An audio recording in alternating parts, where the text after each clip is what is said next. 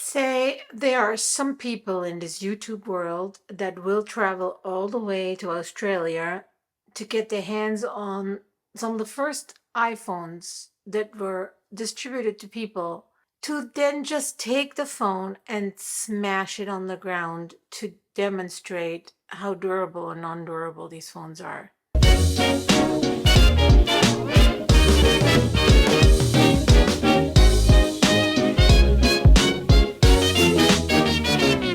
Hello everybody, how are you today on this very first fall day, October 23rd? No, September, oh God, September 23rd, and it's the day after the iPhone 15 launched all over the world. And I have to say, I was one of the first ones to get her grubby little hands on it. I want to talk to you about why I bought this one and what I like about it and what I don't like about it. This new iPhone here is my first iPhone in 2 years. I had the iPhone 13 Pro before. I liked it because it had a really good camera, it had long battery life, and it was just a nice phone. When I thought I wanted to get away from taking pictures with my camera and concentrating more on iPhone photography, which never happened because an iPhone or any kind of smartphone is still a phone first and a camera after. If you are somebody who enjoys photography and expects this phone to take as good pictures as a average mirrorless or DSLR, you'll be mistaken. It's just not the same thing. It still is a small sensor and it still is not a very good lens. It's just the way it is. The iPhone pictures out of camera are overprocessed, way too much dynamic range. It's just not natural. It looks cooked. So if that's your thing, that phone's great. If that's not your thing, you may still have to lug a camera with you when you go out on your walks, to parties, whatever you're going to do. The iPhone 13 was helping me taking some pictures. I got in 2021, pandemic, taking pictures out and about. Fantastic job. I was very happy with it. I didn't like how heavy it was, and I was not a fan of the stainless steel trim around it. Now, this new phone was announced, the 15 Pro. Again, I'm tending to go towards the Pro, not because the camera is better, not because it's merely about the screen, where that Pro camera just has better specs. So I was looking at the 15 Pro and I realized they have a titanium frame now, which weighs less and it's not glossy. It's always kind of a matte satin finish. And I really like that idea. So I did pre-order the iPhone 15 Pro and I was humming and hawing about the color. It is an important thing. Anything but the natural color, meaning a silver for the aluminum and that natural titanium, which is not silver, it's more like a gray, it will scratch and that finish will wear off. So be very, very careful. I did get the black one. So yes, it is black. It is a very, very nice black. It's, in my opinion, one of the nicest blacks that they made in recent history. So it is indeed black. The phone is black. It's a beautiful color, but I'm freaking out and I'm paranoid that it's going to scratch up, especially around those corners that are now softer. There's just more surface that can scratch, okay? But the reason I went with black, hear me out. I have a little tiny bit, okay, let's see if I can say it, trypophobia, meaning if there are an assortment of holes, of dark holes on a lighter surface, it makes me feel uncomfortable. So this phone has dark holes on a dark background. They are blending in. Imagine this now on a phone that is not dark. You have these 3 holes and then 2 other holes and whatever. I've never liked the look of that. It just makes me uncomfortable. It's not a full-blown phobia where I can't even look at that without getting a panic attack, but it doesn't make me feel good. And if I'm spending this much money on a phone, I want my phone to make me happy when I look at it. I mean, we're in Canada here. So this phone, this issue of the phone, the 15 Pro in 256 gigabytes with the Apple Care and the 12% tax that you pay in British Columbia, this phone was over $2,000. Let that sink in for a second. $2,000. That phone costs as much as my new Sony A6700, which I still haven't received, but next week. I'm thinking it's going to be the week, next week. Let's hope. $2,000 from my bank account to Apple for a phone that is a 6.1-inch screen. It's not a computer. Well, it is a computer. It's not a camera. Well, kind of is a camera. So I'm kind of not making my point here, am I? It's $2,000 for this device that you put in your pocket, in your purse, and it's doing pretty much everything for you. For me, it connects me with the people that are not close to me. It will give me information when I need it. It will take pictures. It will show me the pictures that I've taken. It will entertain me. It will inform me. I'm even having this in the kitchen because all my recipes are on there. And I think spending $2,000 on it is crazy. But on the other hand, it is my constant companion. Is that worth it? Maybe not for you, but for me, it is. All right, let's talk about some details. The reason why I bought the iPhone 15 Pro over the regular iPhone 15 is because what I mentioned earlier, the screens on the Pros are just a little bit better than on the regular 15s. Be it the Pro Motion refresh rate from 1 to 120 hertz, be it that maybe the screens are a little bit brighter. I always had better results with the Pro models ever since Apple switched over to OLED screens. So this is why, again, I went with the Pro. Why didn't I go with the bigger one? I did use a bigger phone a few years ago, and I absolutely hated it the entire time I was using it.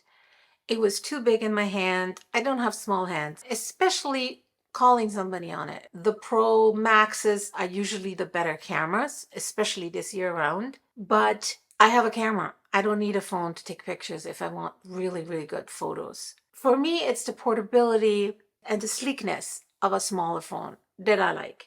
Am I sorry that my phone doesn't have that 5 times optical zoom that the Pro Max have? No, I don't think I'm going to miss that at all. I don't think I'm ever going to use that zoom for portraiture or something like that because I don't like what the iPhone does with the background. So while it's great to have for somebody who doesn't have a camera, it's not for me.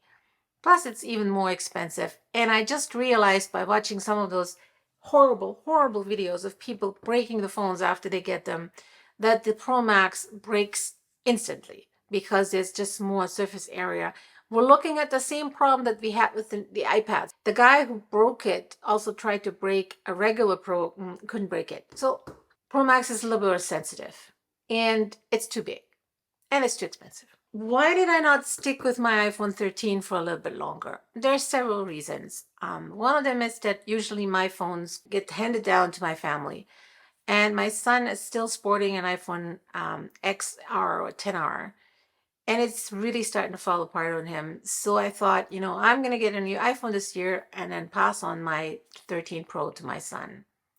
The other reason is because when I heard that the European Union was finally able to convince Apple to switch to USB-C on these phones, yes, USB-C, hallelujah, I was on board because my MacBook charges with USB-C, my camera charges with USB-C, my iPad charges with USB-C. So pretty much anything I have now charges with the same power cord, except my mouse still uses a lightning cable. My keyboard still uses lightning cable. And so I decided I'm just going to stick with those, with the mouse and the keyboard until they run their course, because I always have a lightning cable attached to my computer anyway, so it's going to be fine. And when I travel, I don't take my keyboard and my mouse with me, so I'm good. So that's what I was really excited about, the new port. I know, I get excited about such little things. The satellite coverage. That really excited me because we are, as a family, obviously we live in Canada, where there are certain parts of the countries where there's no cell phone coverage, nothing. Even if just a simple trip to visit my mother-in-law across the mountains, the coastal mountains, there are long stretches of highway where there's no cell phone coverage. And so with the iPhone 15 now, I hope I'll never have to use it, but having it is actually great, especially when you live in the boonies like I do. I'm not really living in the boonies, but I'm close to the boonies, let's say it that way. Okay, so have I noticed a big difference in camera performance? No, because I've had the phone for half a day. The few snaps that I took were not a big difference to the 13. I haven't really taken a landscape photo yet because it's raining. Hooray. By the way, hooray, it's raining. Finally, we're getting rain. I'm done with those stupid fires. Forest fires this year in Canada were horrible. How do I like the phone? Just holding in my hand, using it. Love it. I will never like a sharp-edged phone. Never liked it. My favorite phone form was the 10R XR. I don't mind the iPad because it's a bigger thing, but a phone that you're holding like this, you need to have some kind of a rounded edge. And I know everybody's going to put a case on it. I always have been a big fan of Apple's leather cases. I looked at the fine woven material and it's not looking good. I have two cats in the house. One is a very light colored cream. And if I want a phone case that is out of fabric, I'm just going to be rolling off the fur of that all day long. And alone the thought is driving me crazy. I've never had an Apple silicone case. I'm hearing that they're not very durable. I have a phone case on order that should be delivered today. I'll give it a try. I got a black one because I'm boring. I'm going to the Apple store tomorrow and have a look at the other colors. Okay, let's talk about the elephant in the room. Screen flickering. After I got the phone, the first thing I did was I took a slow motion video of a white screen of the phone as it's dimming itself to almost dark and then black. The OLED screens, any OLED screen, uses pulse width modulation to dim the screen, and I explained that in videos before. And it's an old news story now. Everybody's talking about it. It is different from an LCD screen, so there needs to be some sort of flickering. But you look at a lot of screens that you're looking at in your life, your TV, your computer, there's some sort of flickering on all of them. It is the rate, the hertz rate of that flickering that affects some people. In my findings that are very unscientific, I realized that the iPhone 15 Pro is very similar to the iPhone 13 Pro, which didn't give me any issues at all. A lot of people send me text and post comments on my videos asking me, what can I do? I get headaches from the phone. And I always have to say the same thing. Try it. You have to try it out before you can say yes or no. The funny thing about the flickering rate in hertz, it doesn't necessarily mean if it's 400 or 300, doesn't necessarily mean it's bad for you. Everybody has a different kind of rate. Some people are doing well with the 300, and then with the 400, they wouldn't do well. I don't know how to explain that. I really don't have any idea why some phones work for people and some don't, and other people have the opposite effect.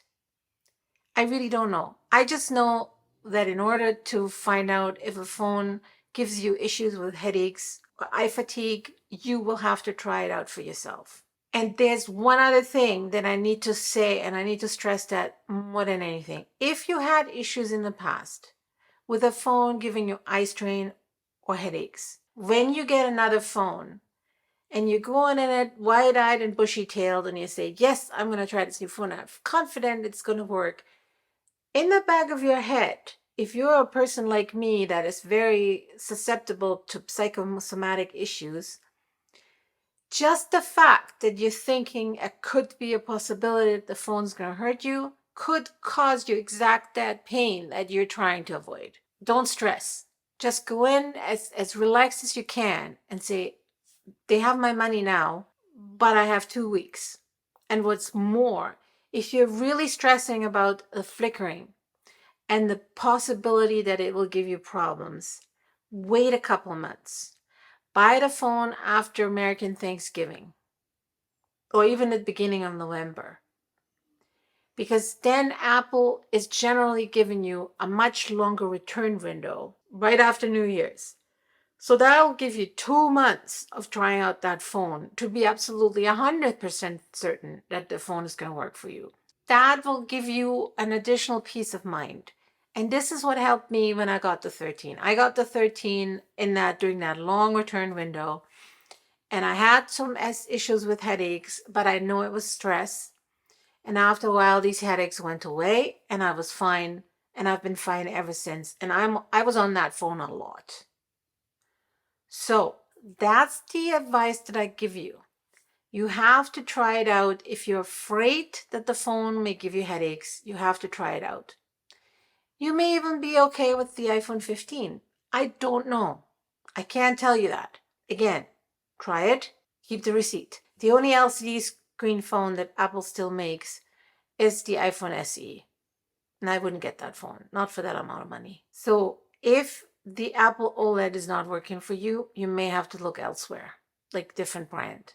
A lot of people hoping for next year's issue of the iPhone, and they're talking about micro LED. I don't know much about micro LED at all. I don't want to count my chickens until they're hatched because micro LED may as well have flickerings too. I have this phone now for a day. I will use it. I will get a case for it. Hopefully that case will be delivered fairly soon here. And then see how it's holding up for the next 2 weeks. I'm very paranoid about the scratching. Again, like I said, if you can get a natural or silver phone, get that. I can't because I'm special. If you have a camera, don't get the 15 Max. Get the 15 Pro. Get a case.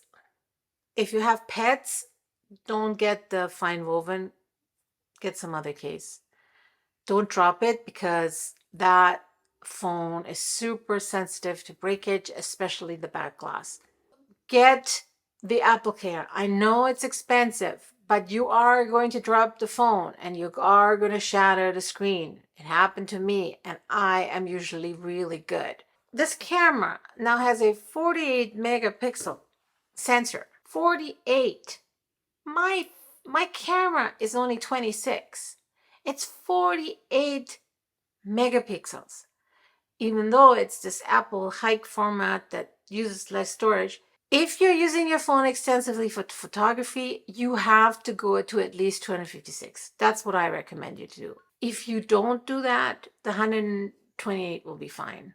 That's it. The iPhone 15 Pro, in all of its beautiful black glory. I really hope it doesn't give me any headaches. I shall keep you updated once the 2 weeks are over, and I will have to make a final decision. In the meantime, let's all hope that the stupid Sony camera is finally going to get delivered next week. Oh my goodness. Okay, that's it for today. If you have any questions whatsoever about the iPhone 15 Pro or why I am worried about headaches or anything at all, put in the comments. Ask me. If I have the answers, I will answer. I want to thank you for watching today, and I hope I'll see you in my next video. Bye!